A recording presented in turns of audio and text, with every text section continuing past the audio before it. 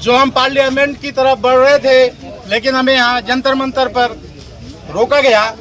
मुसलमान कुछ भी कर सकता है, लेकिन मस्जिद के अंदर शराब या शराब की बोतल किसी भी हालत में दाखिल नहीं कर सकता। साथियों, ये एक बहुत स्पष्ट सी बात है।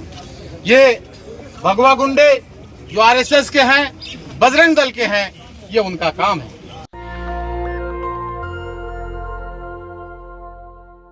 जो हम पार्लियामेंट की तरफ बढ़ रहे थे, लेकिन हमें यहाँ जंतर मंतर पर रोका गया। लेकिन भारतीय संविधान के अनुसार हमें अपनी बात कहने का पूरा हक है और वो मौका हमें मिला है। आज इस मार्च के माध्यम से हम ये कहना चाहते हैं कि आज दिल्ली में एमसीडी का जो बुलडोजर की पॉलिटिक्स चल रही है, इसमें 5 साल तक एमसीडी की दिल्ली में सरकार रही। इन्हें पूरे 5 वर्ष तक बुलडोजर याद नहीं आया। अभी इनका कार्यकाल समाप्त होने के बाद इन्होंने बुलडोजर की शुरुआत की है और उसकी शुरुआत इनकी मजबूरी बन गई, क्योंकि जहांगीरपुरी में जिस तरह से इन्होंने गुंडागर्दी किया, जिस तरह से मकानों को ध्वस्त किया और ये कहा कि पत्थरबाजों के मकान तोड़े जा रहे हैं, वो मामला कोर्ट में गया। इसलिए इनकी ये मजबूरी बन गई जो आज बुलडोजर मुहिम चला रहे हैं। लेकिन आज भी इनकी नीयत में जो खोट है, उसके तहत मुस्लिम इलाकों में जब बुलडोजर जाता है तो इनका प्रयास होता है, ये वहां बलवा कराने की कोशिश करते हैं। आरएसएस के गुंडे भीड़ में घुसकर प्रशासन के लोगों पर पथराव करते हैं और उसका इल्जाम बाद में मुसलमानों पर लगाया जाता है। आप देखेंगे, आप जैसे ईमानदार भाइयों ने जहांगीरपुरी में मस्जिद पर अंदर झंडा लगाने का प्रयास भी दिखाया था, अंदर भगवा झंडा भी दिखाया था और शराब की बोतलें भी दिखाई थी।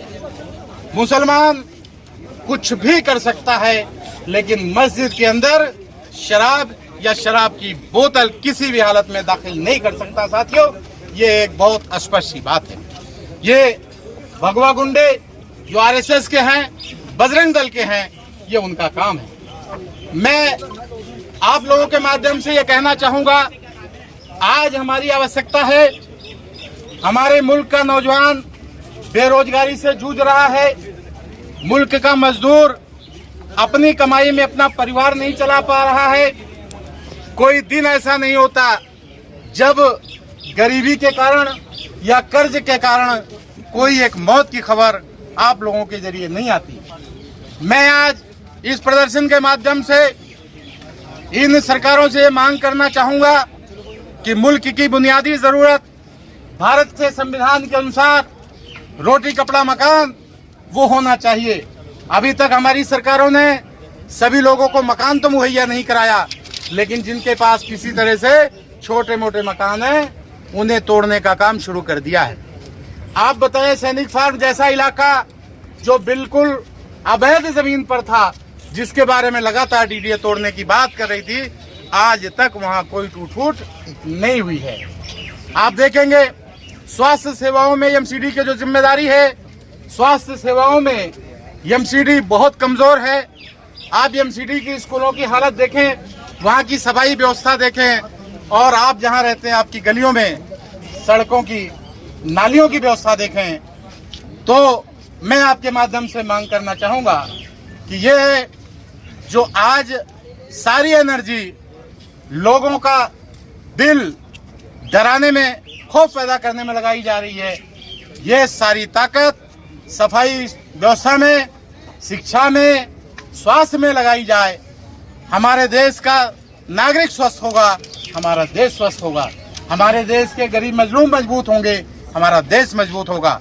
तो मैं आप लोगों के माध्यम से ये मांग करना चाहता हूं कि हमारी सरकारों को होश में आना चाहिए और भारत के संविधान का ध्यान रखते हुए काम करना चाहिए।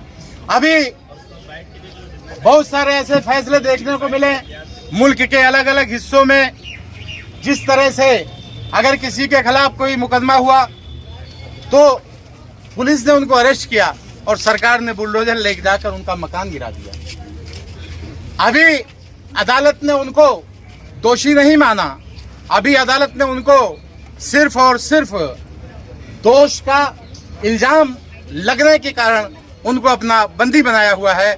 अदालत का फैसला आना बाकी है, लेकिन हमारी सरकारें उससे पहले अपने फैसले को लागू कर रही हैं। तो साथियों, ये मुल्क के, ये भारत के संविधान के लिए भी एक चेतावनी है और हमारे देश की न्याय व्यवस्था के लिए एक चेतावनी है। मैं आपके माध्यम से न्यायपालिका के, खास तौर से चीफ जस्टिस ऑफ इंडिया से हम मांग करेंगे कि इस तरह की कार्रवाई जो मुल्क में हो रही है उसको तुरंत रोका जाए, इसलिए कि न्यायपालिका का सम्मान बाकी रहे। साथियों, इन्हीं शब्दों के साथ मैं आपके माध्यम से ये मांग करते हुए कि तुरंत ये बुलडोजर की पॉलिसी तुरंत बंद की जाए और लोगों में अमन चैन के माहौल पैदा करने के लिए जो उनकी बुनियादी जरूरतें हैं, रोटी कपड़ा मकान, उन पर प्लान किया जाए और उस पर काम किया जाए, मुल्क के भाईचारे को मजबूत किया जाए। इन्हीं शब्दों के साथ मैं आप सबका धन्यवाद। नेशनल दस्तक की आपसे गुजारिश है कि अगर इसको बचाना चाहते हैं तो नेशनल दस्तक को सब्सक्राइब करने के लिए रेड कलर के सब्सक्राइब बटन को दबाएं, फिर बेल आइकन की घंटी दबाएं। नेशनल दस्तक को बचाने के लिए बहुत जरूरी है कि हर खबर को शेयर करें, लाइक करें, कमेंट जरूर करें।